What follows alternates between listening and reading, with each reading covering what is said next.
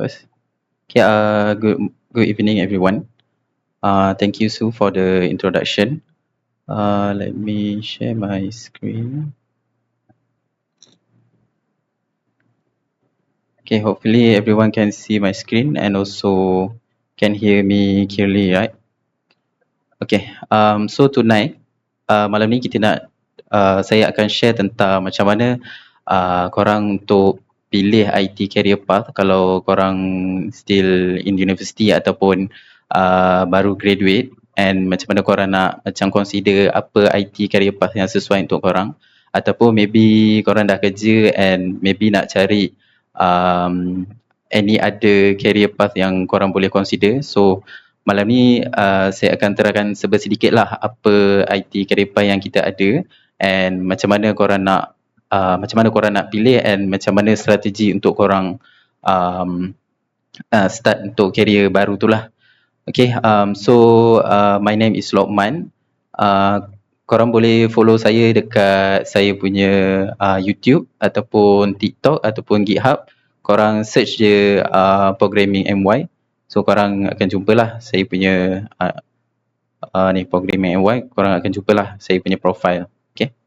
So macam tadi sudah bagi tahu, ada satu career quiz yang saya suggest untuk korang buat. Okay, saya boleh buka dia punya website dia. Tapi tak apa, korang tak perlu buat sekarang pun tak apa. Tapi mungkin kalau korang ada kesempatan, korang boleh buat lah quiz ni. Tapi quiz ni bagi saya dia tak adalah nak kata 100% tepat. Sebab quiz ni dalam, tak silap saya, dalam 30 ke 50 soalan macam tu. So mungkin dalam 15 minit macam tu boleh settle lah.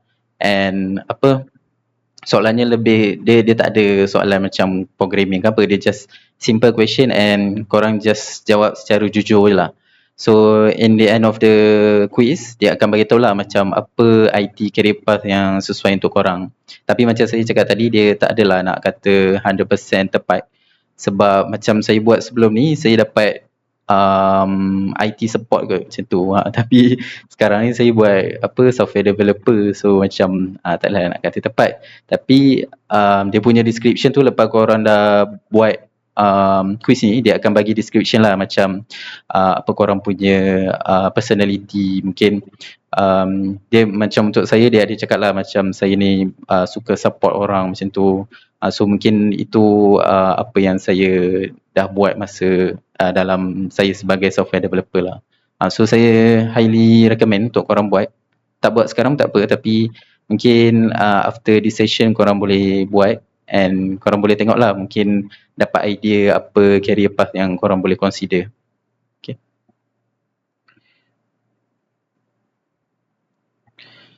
Okay, so for tonight, saya akan cakap sikit tentang, saya akan listkan beberapa IT career path yang kita ada, yang korang boleh consider juga, dan saya akan explain briefly lah setiap career path tu apa dia punya like day to day kerja dia macam mana, and apa skill ataupun apa skill yang korang perlukan, and macam mana korang nak go to that career path.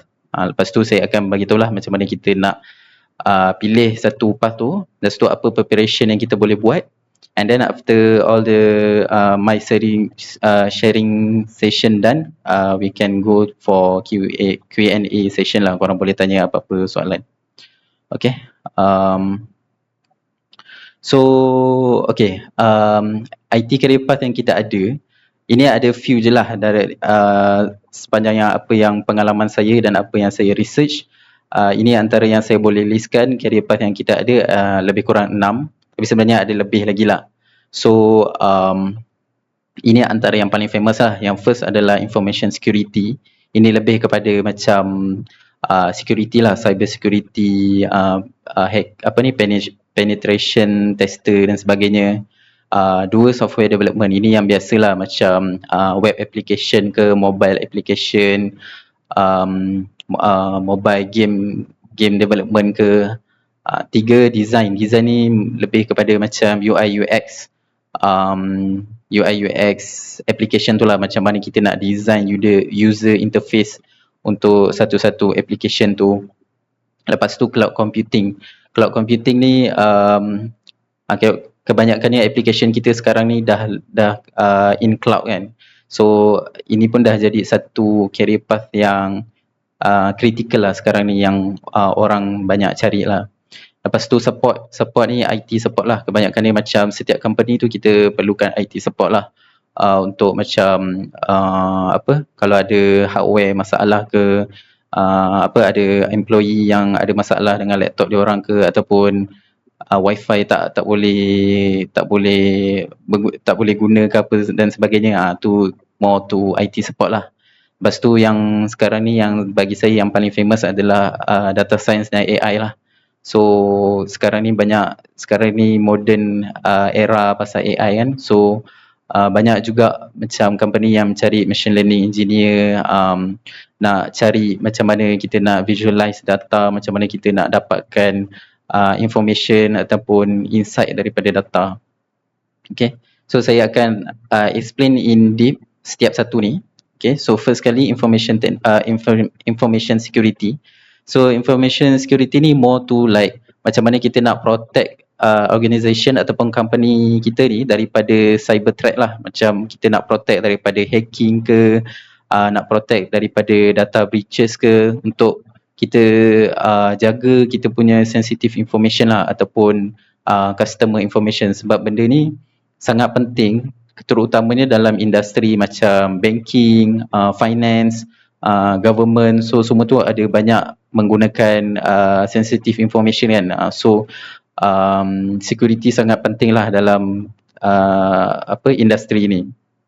So contoh-contoh role dia, contohnya macam cyber security specialist, architect, cyber security architect ataupun penetration tester. Lepas tu antara skill yang mungkin korang perlu ada adalah kefahaman korang tentang firewall, pasal encryption, networking dan juga ethical hacking. Lepas tu mungkin dalam cyber security ni ada certification yang saya kata penting lah, which is bagi saya salah satunya adalah CompTIA Security Plus. Ni salah satu yang bagi saya, yang saya research lah, yang penting lah, yang korang perlu ada certificate ni. And certificate ni bukan saja macam semata-mata certificate lah. Korang ambil certificate tu, dia menunjukkan yang korang ada knowledge tu dengan korang ada hands on application. So maksudnya kalau company nak cari tu, terutamanya company yang nak cari tentang cyber security semua ni, dia tengoklah kalau korang ada certification ni. Okay, so day to day ni macam mana, contohnya information security, cyber security ni, diorang kebanyakannya diorang akan buat vulnerability assessment dengan penetration testing. So macam setiap application yang kita ada, macam setiap company tu diorang ada application kan. So application diorang tu kena make sure yang kita assess dia punya vulnerability. Maksudnya selamat ke daripada kena hack, ataupun kita kena ataupun kita buat penetration testing lah untuk pastikan selamat daripada hacking dan juga macam data breaches lah.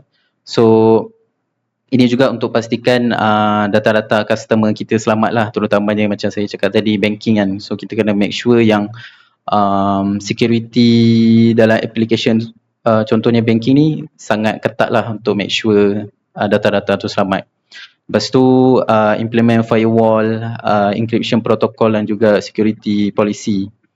Lepas tu kadang-kadang macam kalau ada security incidents, diorang kena macam fleksibel lah, memang terus macam kena respons, sebab benda ni sangat penting. Kalau ada apa-apa tiba-tiba ada hack ke ataupun data breaches tu, diorang kena make sure respon on prompt, dengan kena investigate lah kalau insiden tu apa dia punya punca dia kan.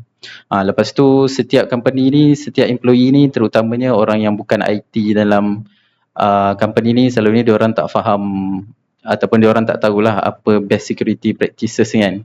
So macam contohnya laptop company ni kita tak boleh cocok pendrive contohnya, ataupun kita tak boleh tinggal je kat mana-mana dan sebagainya lah. So benda-benda ni macam kita kena educate benda-benda ni selalunya cyber security lah yang akan macam diorang educate lah employee yang lain untuk memastikan diorang guna best security practices untuk pastikan diorang punya ekosistem ataupun infrastruktur diorang tu selamat.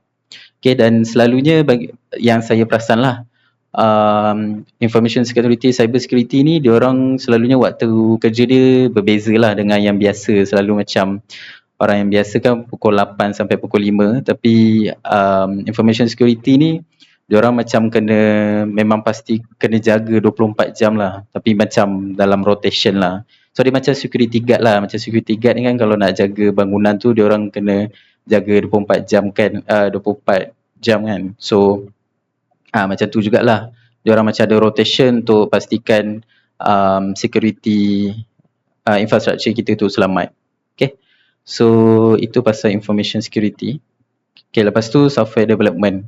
Software development ni yang biasalah, dan ini pun apa yang career path yang saya ambil, which is selalunya apa yang diorang buat ni adalah build application lah. Dia yang buat application, contohnya website, web application, mobile, software mobile application, desktop, web, dan ataupun game, itu sebagai contoh lah. Dan role-nya contohnya macam front end yang berkaitan dengan UI, ataupun back end pasal business logic, ataupun kedua-duanya full stack, ataupun buat mobile developer ataupun game developer.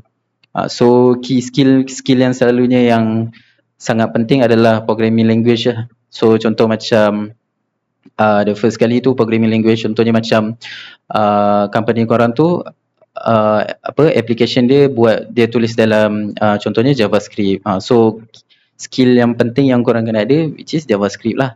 Lepas tu framework, contohnya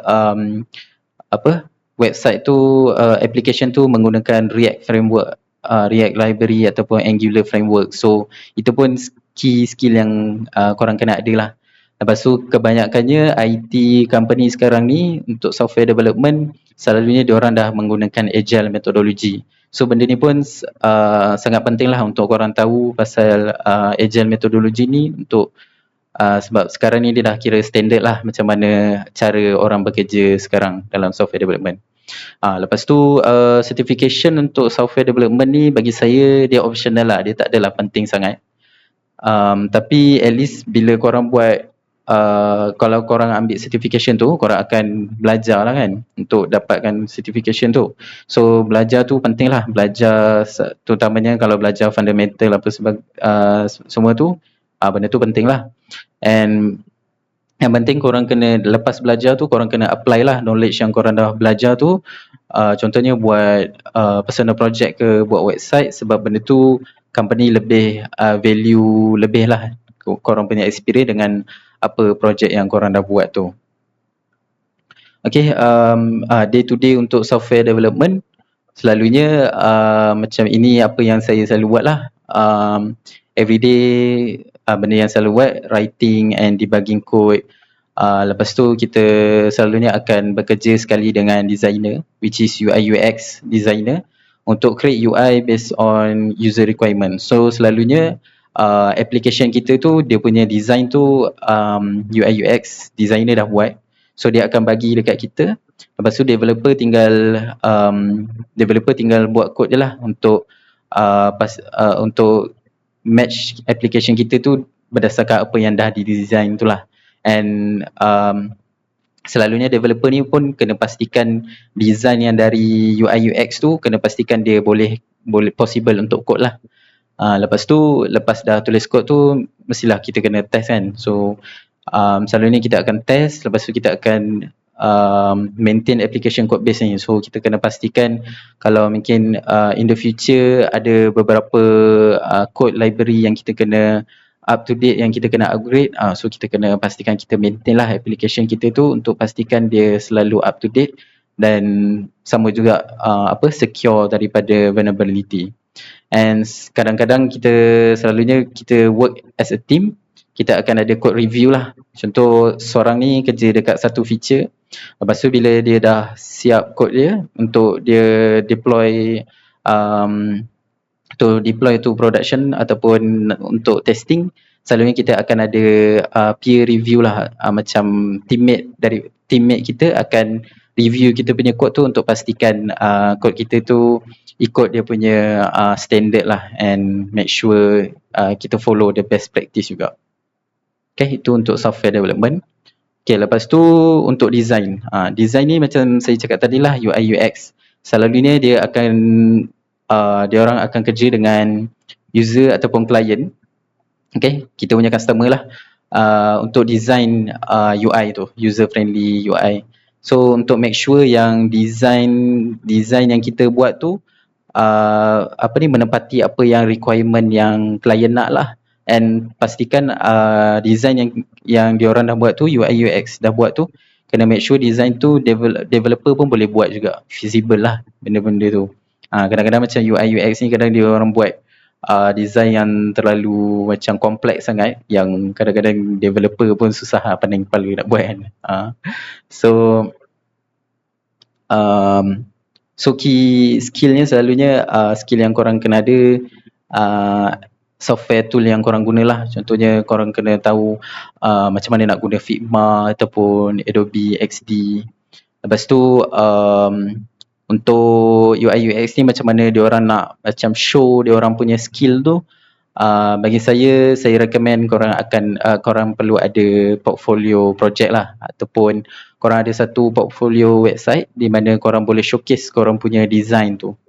So design contohnya macam design e-commerce website ke, website shop ke, ataupun social media website ke, apa-apa website lah yang korang design yang nampak sleek, yang nampak macam menunjukkan yang korang memang ada skill untuk UI UX lah.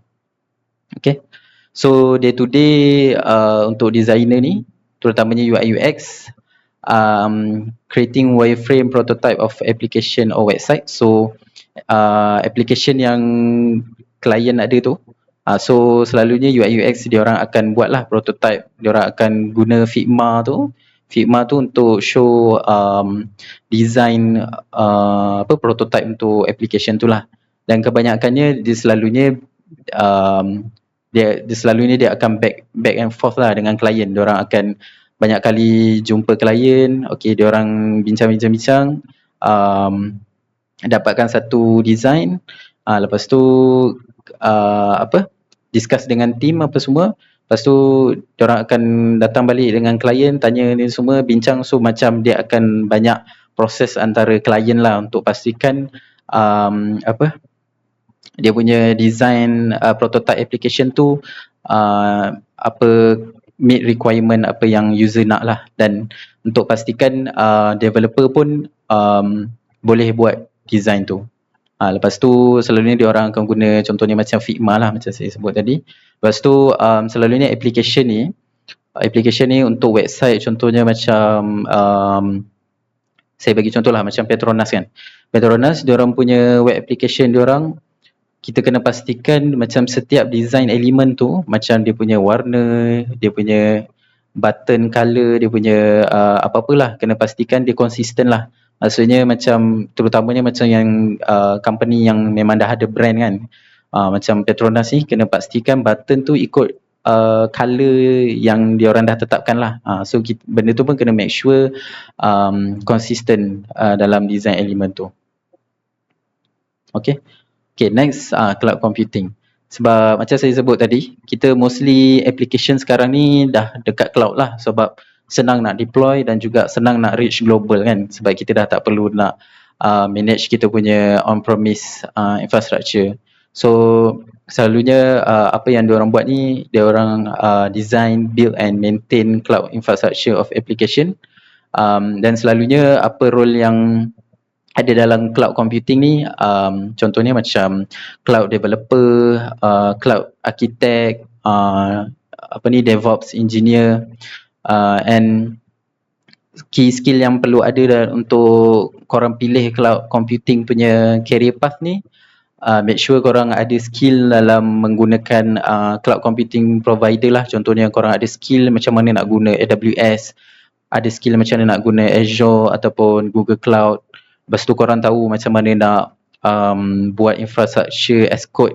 Benda ni macam mana korang nak deploy application ataupun macam mana nak deploy resource dalam cloud lah dengan menggunakan kod. Lepas tu bagi saya certification ni agak saya recommend lah dalam cloud computing ni, sebab certification ni selalunya contoh macam dalam AWS ni, contoh macam AWS Certified Solution Architect ni, nama certificate ni, dia akan ajar korang macam mana nak guna technically macam mana nak guna AWS tu lah, dan macam mana nak navigate, macam mana nak pastikan korang build application daripada dalam AWS tu secara efficient, secara scalable dan sebagainya lah. Okay, so day to day untuk cloud computing ni, okay, so benda yang diorang akan buat adalah managing cloud infrastructure lah. So macam AWS ke, Azure, Google Cloud. Lepas tu contoh macam dalam contoh cloud architect ni, diorang kena design scalable, secure and efficient cloud solution. Efficient ni maksudnya cloud ni dia boleh jadi mahal dan boleh jadi murah tau. Dia bergantung pada cloud infrastructure design tu lah. So cloud architect ni sangat penting lah. Diorang ni sangat penting untuk design kita punya application dekat cloud ni. Pastikan design tu cost efficient dan juga boleh scalable lah, boleh handle. Contohnya macam bila ramai orang guna kan, application kita boleh handle, tapi dalam masa yang sama cost efficient lah. Okay, dan juga secure lah, macam information security tadi tu, kena make sure yang application kita ni secure juga. Lepas tu diorang juga collaborating with developer to enable continuous deployment through CI/CD pipeline. So maksudnya developer ni diorang macam software developer tadi, diorang dah buat code apa semua kan. So macam mana diorang nak deploy ke cloud ni, selalunya kita akan ada kita panggil pipeline lah, CI/CD pipeline. And CI/CD pipeline ni selalunya orang yang dari cloud computing lah yang akan buat, contohnya macam DevOps engineer lah. So pipeline ni akan pastikan application kita coding yang developer dah buat tu, dia automatic build, testing apa semua dia automatic dan terus deploy ke cloud. So itu kerja cloud computing lah, kerja DevOps engineer lah untuk pastikan proses untuk deploy application ni smooth. Okay, next IT support.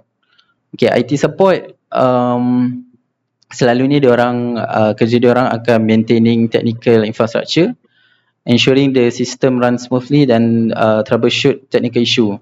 So kebanyakannya IT support ni diorang ni on-site support lah. Selalunya kalau korang kerja kat mana-mana company ataupun kat university pun ada juga IT support. So selalunya diorang ni akan tolong lah kalau korang ada masalah dengan laptop ke, ataupun ada masalah networking, laptop tak boleh connect wifi ke, ataupun apa-apalah, apa-apa yang macam berkaitan dengan hardware ataupun technical issue lah. Dan selalunya role yang ada sistem admin, IT support, network admin. So key skill yang korang kena ada untuk IT support ni troubleshooting. So maksudnya contoh macam tadi kan, contoh ada employee yang ada masalah laptop, contoh wifi dia tak boleh connect. So macam diorang IT support ni diorang kena ada skill yang macam mana nak troubleshooting, macam mana nak check ataupun nak cari apa masalah dia, apa punca masalah dari laptop diorang. Lepas tu network management, macam mana nak pastikan wifi dalam company, dalam office kita tu selamat dan sebagainya. Server administration. Lepas tu bagi saya IT support juga, certification ni saya recommend untuk korang ambil. Contohnya satu certification ni namanya CompTIA A+, dan juga Cisco Certified Network Associate, CCNA. So certification ni pun salah satu macam mana dia orang dalam certification ni, macam mana dia orang ajar untuk troubleshooting lah. So macam ada laptop masalah ke apa ni, dia akan tunjuk lah cara macam nak troubleshooting, apa macam strategi yang korang boleh buat, apa knowledge yang korang boleh buat untuk solve that problem lah. Okay. So day to day untuk IT support ni selalunya diorang lah yang akan install, configuring and maintaining hardware dan software system. So selalunya macam laptop lah, macam laptop ada employee baru datang kan, diorang nak bagi laptop dekat diorang tu, so macam dia lah yang akan install semua software atau application yang diperlukan. Dia lah yang akan configure laptop tu untuk make sure employee tu boleh guna. Lepas tu ada orang juga yang akan buat repair ke ataupun ada apa-apa isu dekat laptop tu. Lepas tu managing user account permission and access control. So diorang yang akan manage kalau setiap employee tu apa access yang diorang boleh dapat, diorang punya account tu apa yang diorang boleh access lah dalam company tu, contohnya apa website ataupun application yang diorang boleh guna. Lepas tu collaborating with vendor for equipment upgrade. So macam setiap company ni bila macam sampai satu masa ni diorang perlu upgrade diorang punya laptop ataupun diorang kena tukar lah laptop, sebab contohnya macam laptop tu dah habis warranty ke apa kan. So dia akan collaborate dengan vendor. So contoh macam diorang nak beli laptop Asus, so diorang akan contact dengan Asus untuk sediakan contohnya 100 laptop untuk employee dia. So diorang yang akan pastikanlah benda tu, and also diorang lah yang akan configure laptop tu untuk make sure employee boleh guna. Lepas tu salah satu lagi contoh, before this kalau korang aware yang before this kita ada insiden pasal CloudStrike kan. So CloudStrike insiden di mana kebanyakan laptop Windows ni jadi blue screen kan. So IT support juga penting lah dalam hal ni, selalu sebab laptop-laptop ni dia kesan juga dekat company punya laptop. So waktu tu IT support pun diorang sangat busy lah sangat busy untuk pastikan untuk restore balik laptop-laptop yang kena blue screen tu. Okay, next data science dan AI. So data science and AI ni selalunya apa yang kerja diorang ni, diorang akan analyse data lah, analyse data untuk uncover trend, make prediction ataupun automate decision making processes. Lepas tu role yang selalunya ada dalam career path ni adalah contohnya macam data scientist, data analyst, machine learning engineer, and selalunya skill yang korang kena ada is programming language lah, dan skill yang korang kena ada adalah Python lah kebanyakannya. Data science ni boleh saya kata memang mostly lah, kebanyakan memang Python lah yang diorang guna untuk programming language ni. Lepas tu untuk database juga korang kena ada knowledge pasal SQL. Lepas tu data visualization, contohnya macam dalam Python library ke ataupun Power BI. Lepas tu machine learning algorithm, contohnya macam apa-apalah classification punya algorithm, regression punya algorithm dan sebagainya lah, deep learning, semua tu. Lepas tu having certification is good. So contohnya macam kalau korang ada certification dalam AWS certified machine learning ni, AWS dia ada juga certification untuk machine learning ni, tapi mostly apa yang dia ajar tu macam mana nak guna diorang punya produk lah, macam mana nak guna diorang punya produk dekat dalam AWS ni untuk buat korang punya data science punya analisis, contohnya macam tu. Tapi bagi saya recommend untuk korang ada projek lah. Untuk projek nanti saya terangkan macam apa yang projek yang macam boleh buat dalam data science dan AI ni. Okay, day to day untuk data science AI ni, selalunya diorang akan data tu macam mana diorang nak kumpul, macam mana nak gather and pre-processing data tu. Selalunya mungkin ada yang kena buat web scraping, ada yang kena proses data tu dari macam-macam sources lah, macam dari website ke, dari social media, dari audio, dari video dan sebagainya lah, banyak lah. So ni sebenarnya step ni yang paling lama dan paling banyak lah yang diorang buat. Lepas tu bila dah dapat data apa semua tu, diorang akan guna tool macam Python untuk analyze ataupun visualize data tu. Lepas tu dari data tu juga diorang akan guna untuk training, untuk fine tune machine learning model tu untuk buat prediction ataupun classification apa semua tu lah.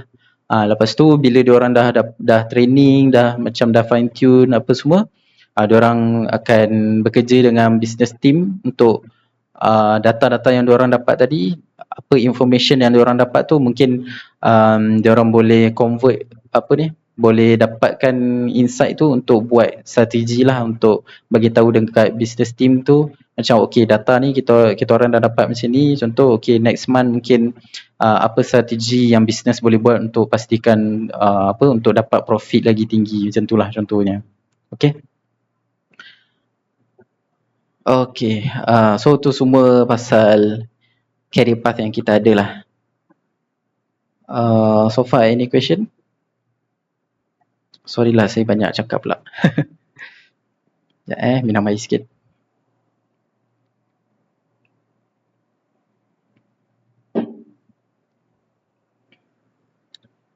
Okay. Alright. Alright, saya sambung. So, okay. So tadi saya dah terangkan dalam 6 IT career path yang kita ada kan. Okay, so sekarang ni macam mana kita nak pilih, macam sebab ada banyak sangat pilihan, so macam mana kita nak pilih satu. Sebab mungkin pening lah kan macam mana nak pilih kan. Okay, first saya suggest korang pilih berdasarkan korang punya academic background. Apa yang dimaksudkan ni, contohnya dekat universiti korang ambil contoh korang ambil degree in software engineering ke, in data science ke ataupun computer science. So pilih apa kerja yang berkaitan dengan apa yang korang dah belajar lah. So sebab benda ni satunya sebab skill tu korang dah belajar dekat universiti and korang dah familiar lah, contohnya macam dekat universiti korang belajar Java ataupun PHP. So macam standard lah apa yang korang dah belajar tu, bila kerja tu korang ambil juga macam position yang menggunakan Java ataupun PHP, contohnya macam tu lah.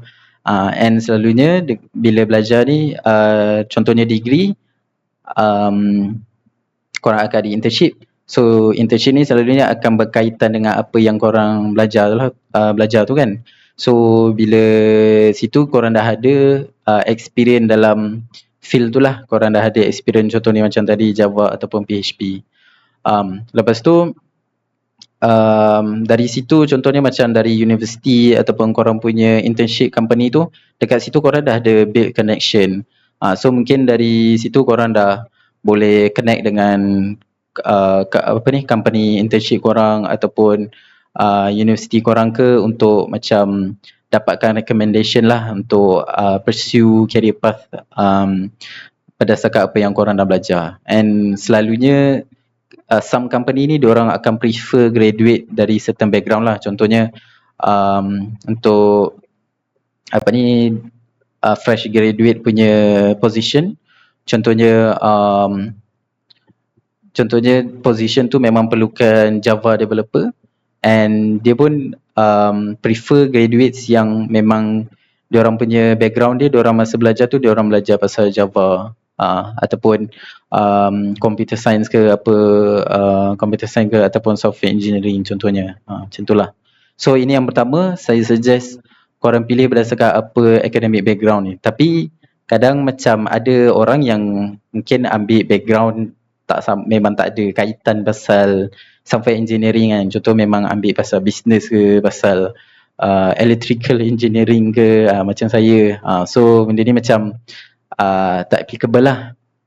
So mungkin cara kedua, korang boleh pilih berdasarkan market demand lah. So korang pilih mungkin sekarang ni yang high demand area adalah macam berkaitan dengan AI, cloud computing dan cyber security. So benda ni memang kebanyakannya company dan kebanyakan company dan application memang banyak menggunakan benda ni.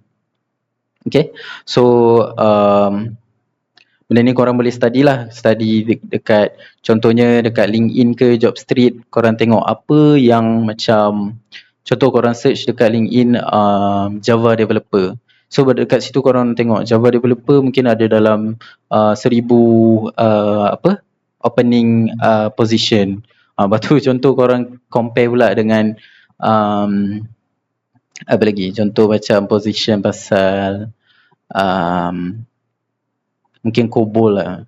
Mungkin siapa-siapa pernah dengar pasal COBOL kan. So mungkin cari position pasal COBOL ni mungkin tak banyak dah, tak banyak yang demand. So mungkin itu korang tak consider lah contohnya. So mungkin korang consider dengan apa yang sekarang ni tengah hot lah, apa yang memang company tengah opening. So mungkin salah satu juga korang pilih berdasarkan apa work environment. Contohnya apa position tu fully remote ke, contoh korang memang boleh fully remote ataupun hybrid. So maksudnya senang lah untuk kerja kan. Ataupun mungkin korang memang prefer on site. So mungkin korang boleh cari boleh pilih pekerjaan yang fully on site. Contohnya macam tadi saya cakap pasal IT support kan, IT support ataupun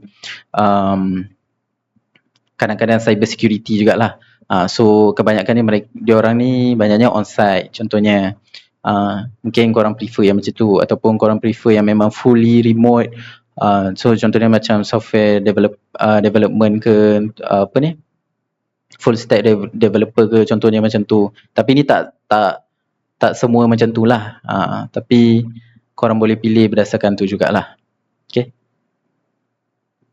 Okay, mungkin selain market demand, korang boleh juga pilih berdasarkan korang punya passion lah.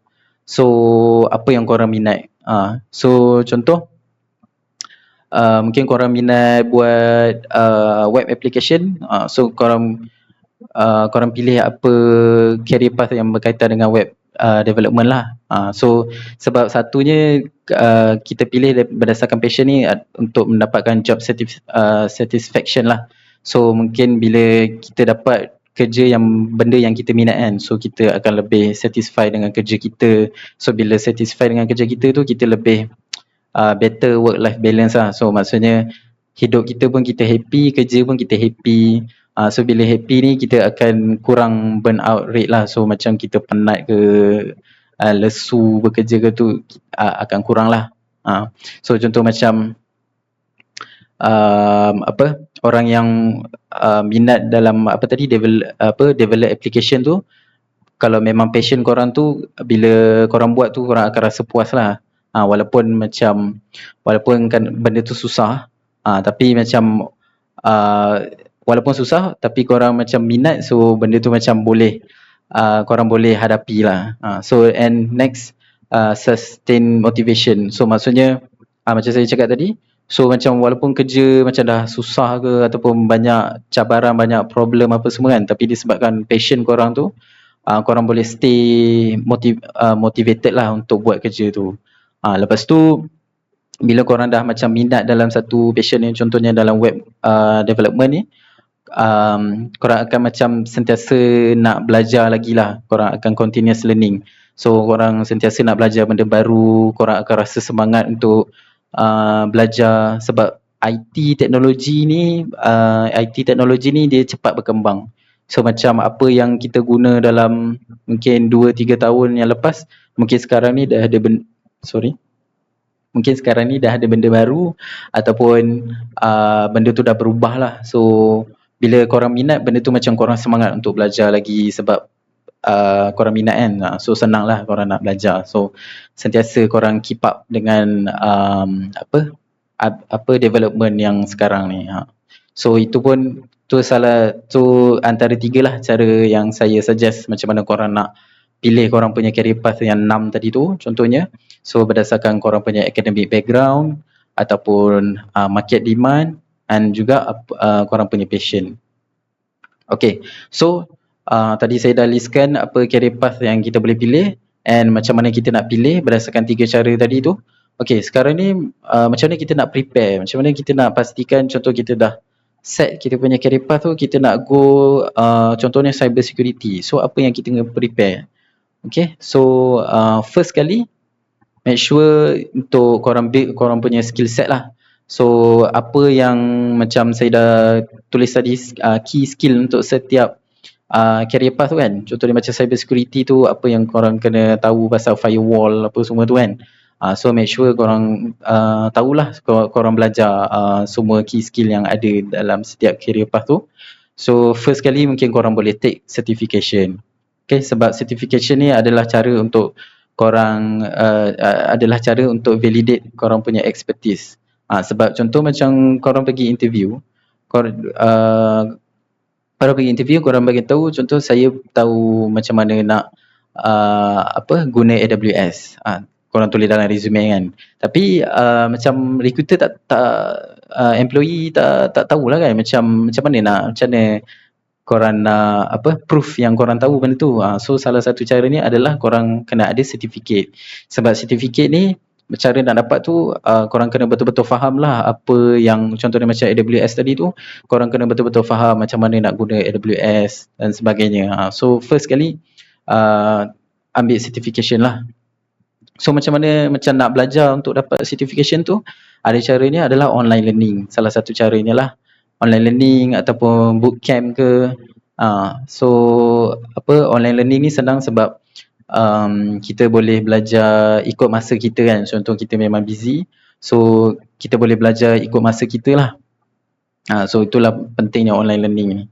Lepas tu bila kita dah belajar, kita dah belajar, kita dah ada certificate, salah satu lagi cara untuk kita buat adalah kita practice apa yang kita dah belajar tu melalui projek. So melalui internship ke ataupun melalui projek. Okay. So pasal practice through project tu, okay, ni saya listkan lah contoh korang ambil career path software development kan. So macam mana projek apa yang korang boleh buat? Contohnya korang boleh buat small app ataupun website dengan menggunakan latest framework, contohnya React ataupun Angular. Ini untuk software development lah. So macam korang buat website, lepas tu korang tunjuk dekat GitHub korang ke, ataupun tunjuk kat LinkedIn korang ke, contohnya macam tu lah. Contoh macam kalau korang nak pilih data science, korang boleh buat analyze public dataset, contohnya dekat Kaggle. Korang boleh search Kaggle website. So dekat Kaggle website ni dia macam ada banyak public dataset yang korang boleh guna. Lepas tu korang boleh analyze lah, korang boleh analyze ataupun korang buat machine learning ke apa kan. So lepas korang dah buat apa semua tu, korang boleh publish korang punya finding tu dekat Jupyter Notebook dekat GitHub. Contoh korang upload korang punya dapatan dataset korang tu, korang punya projek tu dekat GitHub. Macam software development tu pun sama jugalah. Korang boleh tunjuk dekat korang punya GitHub. Okay, lepas tu untuk cyber security, kalau korang pilih cyber security, contoh korang boleh buat challenge, ethical hacking challenge dekat platform contohnya Hack the Box ataupun CTF competition. Ni adalah cara macam mana korang nak practice lah untuk cyber security. Tapi saya tak boleh nak cakap banyak lah sebab saya tak ada experience sangat lah pasal cyber security, pasal hacking challenge platform ni. Seterusnya macam UI UX design. So mungkin korang boleh ambil inspiration ataupun hypothetical apps. Contohnya korang nak buat application pasal e-commerce ke, nak buat application pasal apa-apalah. So nak buat application pasal apa-apa tu, korang boleh buat design macam mana bentuk application tu. Lepas tu bila korang dah design apa semua tu menggunakan Figma contohnya, lepas tu korang boleh upload korang punya design tu dekat contohnya website ni lah, Dribbble, Behance. Lepas tu mungkin korang boleh upload dekat korang punya personal website juga untuk tunjuk korang punya skill tu. Okay, next macam mana preparation yang korang boleh buat adalah korang create portfolio lah. Contohnya macam software developer, cloud engineer, data scientist ni korang boleh guna GitHub.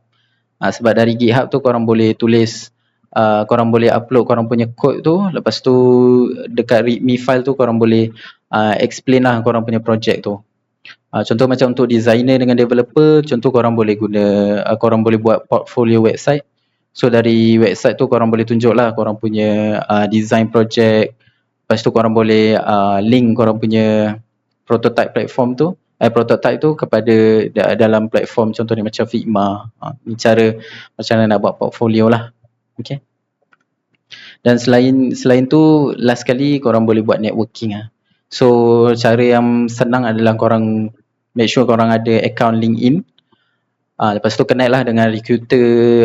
Lepas tu mungkin boleh buat post, kadang-kadang mungkin tak perlu selalu pun tak apa, tapi macam buat educational post ke projek apa yang korang dah buat ataupun korang yang tengah korang buat tu, korang boleh explain ke untuk macam tunjuk lah dekat orang ramai dekat LinkedIn tu kan. And also korang boleh connect dengan professional. Contohnya macam korang nak go for cyber security punya career kan. So mungkin korang boleh connect dengan siapa-siapa professional dalam cyber security, lepas tu korang boleh lah tanya question dekat dia orang melalui LinkedIn. Tu salah satu cara lah macam mana korang nak prepare. Okay, saya rasa tu saja. Panjang juga saya bercakap. So anything, itu sedikit lah pasal career path yang kita ada, macam mana korang nak pilih, and apa preparation yang korang boleh buat. Okay, so saya rasa itu saja untuk session saya. Okay, any question? Kalau ada apa-apa soalan pasal career path, macam mana nak pilih, ataupun any general question lah.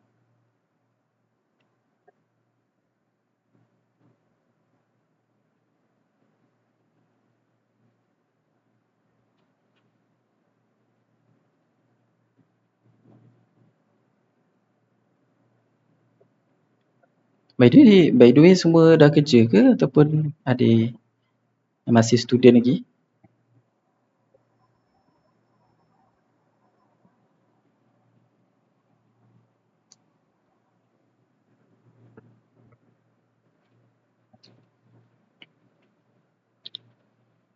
Dah kerja.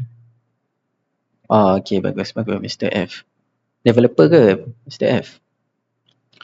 AD, what is your biggest challenge when navigating your IT career path? Okay, for me the biggest challenges is because I'm not from I'm not from ni lah, software engineering background ke university. Saya bukan tu lah, saya electrical engineering.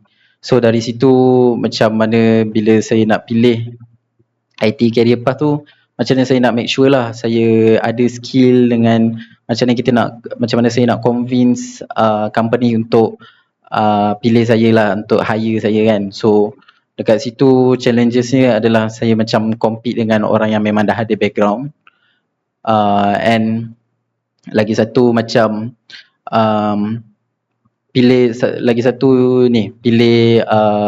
programming language apa. So macam saya memang dah tekad untuk ambil developer kan. Lepas tu dari developer mungkin kita ada banyak programming language kan. So first kali saya cuba juga macam go through market demand. Mula saya tengok macam C# language, C# macam ada banyak demand lah. So saya belajar C#. Lepas tu macam bila dah belajar tu macam nak try apply tu macam susah sebab saya belajar macam basic macam tu je kan. Selalunya diorang nak hire yang memang dah ada experience. Lepas tu saya tukar pula language lain sebab macam saya nak study market demand apa semua kan. So bila dekat situ bagi saya challenges tu sebab saya tak boleh nak fokus dalam satu language lah. Sampai in the end saya macam stick to apa yang saya dah belajar lama, which is JavaScript, and saya stick and become expert in JavaScript lah. And company apa tu kita just cari je lah apa yang berkaitan dengan JavaScript tu. Bagi saya dua challenges tu lah. Saya tak ada background IT sebelum ni. Lepas tu language apa tu macam saya kurang fokus, nak banyak sangat tukar tu kan. So dia jadi tak fokus macam mana nak belajar satu-satu language tu. Same electrical engineering grad. So now nak transition to IT career. Okay, nice. Good luck. For me, I think electrical engineering, maybe engineering in general lah. Macam kawan saya dalam mechanical engineering, dalam course dia kadang-kadang ada juga pasal programming lah, tapi mostly macam introduction to programming. So dekat situ macam dah ada sikit lah experience kan, dah ada macam pengalaman guna coding tu. So dekat situ okey lah sikit. Ada juga orang yang macam yang saya kenal memang tukar completely different lah dari macam satu tu petroleum tukar kepada IT, ada yang actuarial science I think, tapi yang tu macam ada pasal data analyst sikit, so adalah juga IT kat situ. Ada soalan lagi?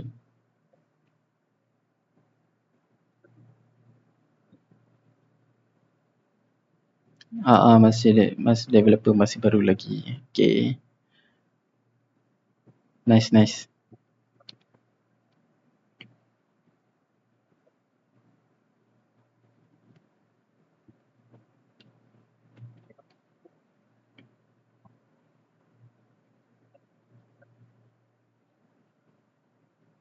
More question.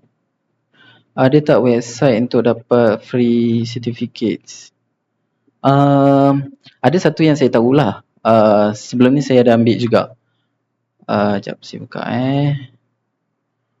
Kalau tahu pasal, sekejap saya buka dulu. Free Code Camp.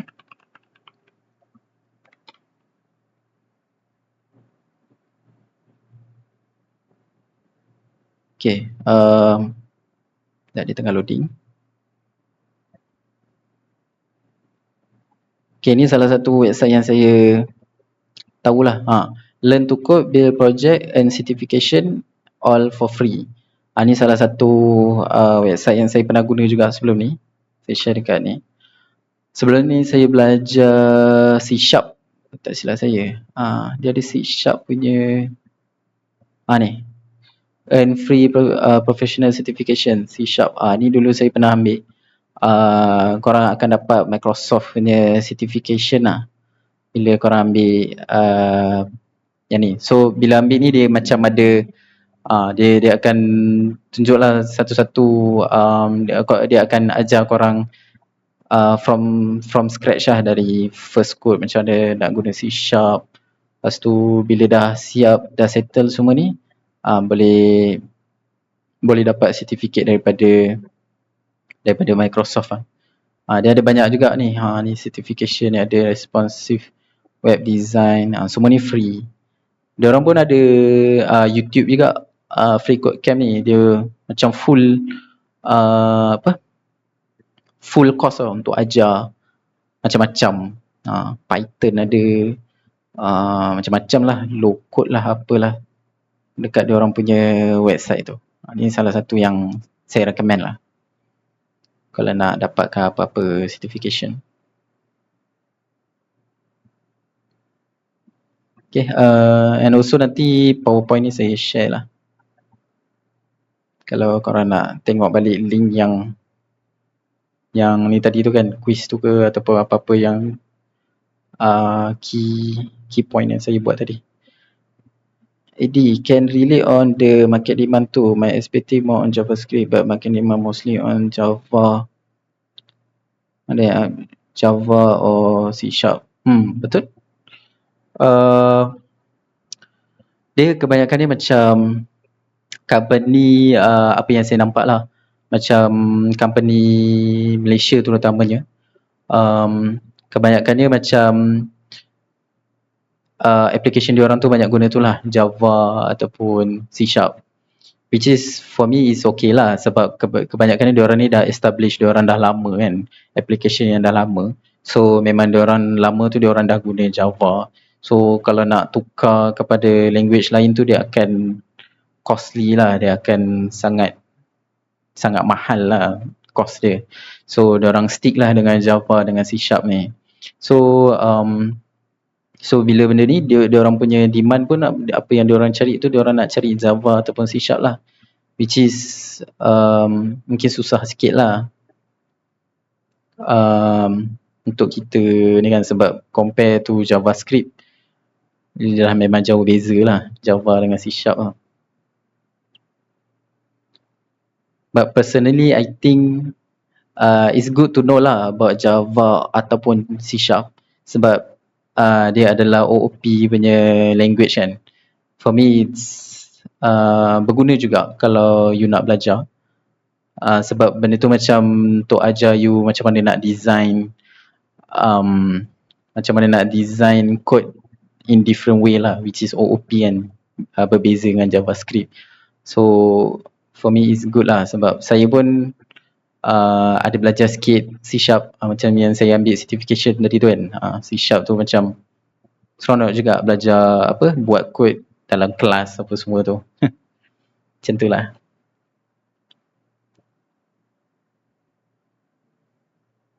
Tapi personally I more comfortable in JavaScript lah sebab itu memang saya dah kod lama dah.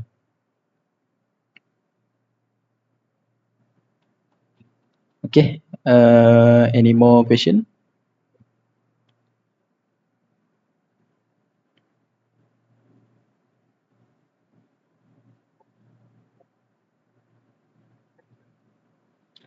One last question maybe? One or two last question? Untuk role DevOps banyak tak demand kat Malaysia? Firstly, macam saya suggest tadi, mungkin you can boleh search dekat LinkedIn ataupun Jobstreet. Tapi yang saya nampak DevOps ni banyaklah demand sebab application, setiap application ataupun application untuk setiap company ni, DevOps ni penting sebab dia memudahkan cara kita untuk deploy kita punya application tu kan. So and lagi satu, DevOps ni macam dia tak ada macam kita belajar sangat dekat universiti kan. So skill DevOps ni agak mahal lah. So kalau you ada, sangat berguna lah and banyak demand lah. Personally saya rasa dia banyak demand lah. Sebab satunya tak ramai orang ada, and benda tu sangat berguna lah setiap organisation ataupun IT company tu. DevOps tu penting lah.